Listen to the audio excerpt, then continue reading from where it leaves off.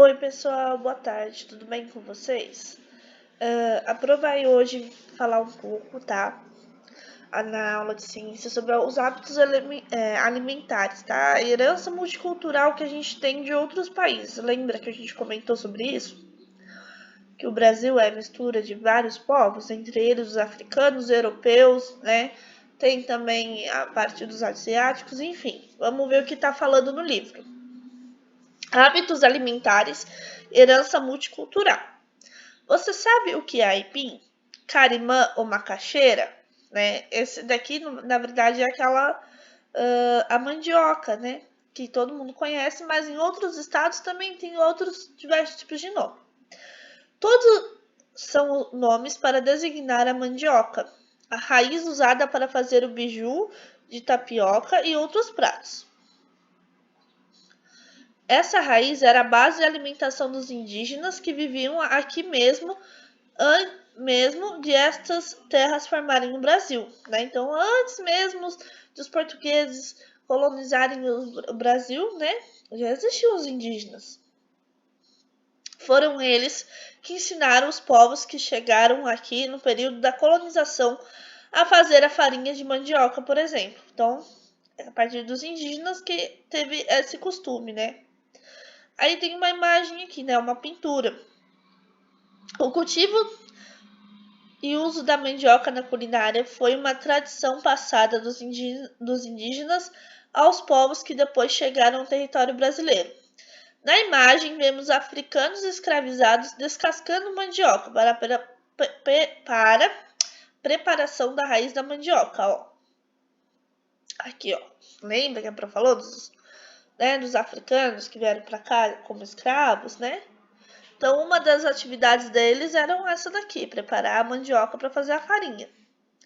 Ainda hoje, a mandioca é muito utilizada na alimentação brasileira, porque é cultivada em todo o país. Alimentos de outras regiões também fazem parte da nossa culinária. Um dos principais pratos da mesa brasileira, o arroz com feijão, é um exemplo dessa mistura. O arroz veio da Ásia e o feijão veio das Américas, né? Então, o prato mais brasileiro que existe, o arroz com feijão, ele veio de outras culturas. Ele não é necessariamente, ele não nasceu no Brasil, vamos dizer assim. Os portugueses trouxeram para o Brasil diversas plantas e animais da Europa e de outras colônias, a fim de cultivá-las e criá-los por aqui. Como, por exemplo, podemos citar a cana-de-açúcar. Ainda hoje é um dos principais produtos da economia brasileira. E as galinhas, né? Ou seja, muita coisa que a gente come hoje em dia veio, né, de herança dos estrangeiros que vieram para cá, né? Que formaram a população brasileira. Outros alimentos retirados daqui e levados para a Europa e para outros continentes, como o feijão e a batata, atualmente no Brasil consumimos muito alimentos derivados de plantas, que foram trazidos para cá há mais de 200 anos, como o coqueiro, que veio da Ásia, o dendezeiro e a lentilha, que veio dos países árabes. Aqui a gente tem a imagem de um dendezeiro, ó. Não é uma planta conhecida, mas o azeite de dendê é muito popular na culinária baiana, em especial em Salvador, né? Aí aqui. Ou seja, muita coisa que a gente come, que a gente pensa, nossa, é totalmente brasileira, na verdade, os estrangeiros, né, os imigrantes trouxeram para cá e fazem parte da nossa cultura até hoje.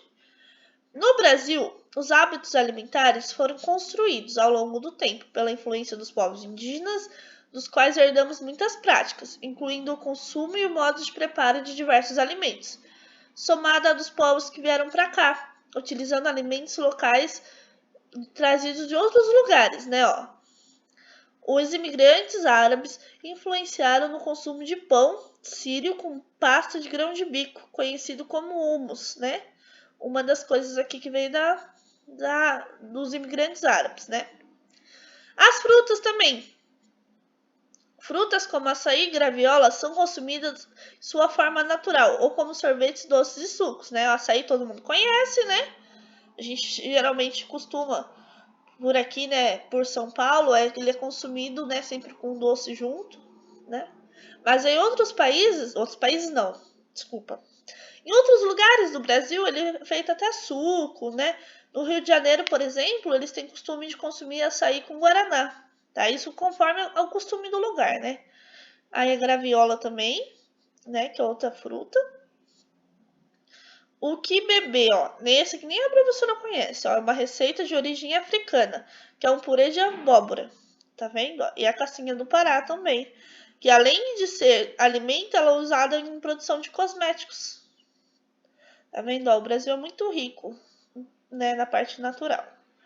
Bom, aí, né, falando um pouco sobre alimentação, sobre nossas origens, aí eu quero que você responda as 3 perguntinhas que tem aqui depois do texto, tá bom? Espero que tenha ajudado, pessoal. Até a próxima!